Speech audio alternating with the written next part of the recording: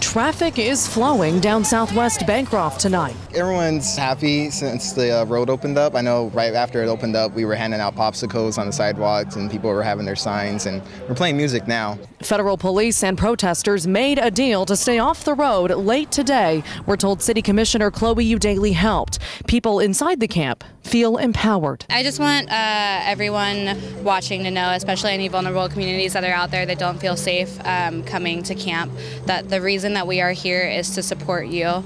We've been working tirelessly to make sure that nothing ends this movement. We have no intentions of going anywhere. Another reason for the optimism, calls to abolish ICE are gaining national attention. Congressman Earl Blumenauer came out in support yesterday. Today, Senator Ron Wyden weighed in too at the kickoff of his week-long First Amendment tour. He met with the head of VRCO, an immigrants' rights group, and a panel of immigrants and refugees. They talked about Wyden's visit to the Sheridan prison earlier this month, where ICE is detaining more than 100 men. They also talked of families separated at the border under President Trump's now reversed policy. Afterward, we asked the senator, would he support a bill to abolish ICE? He says he's not ready to answer that yet. Let's get the facts. Let's talk to these investigators. Let's stop the unconstitutional practices and focus on making a total and complete overhaul, and I'm not going to rule anything out.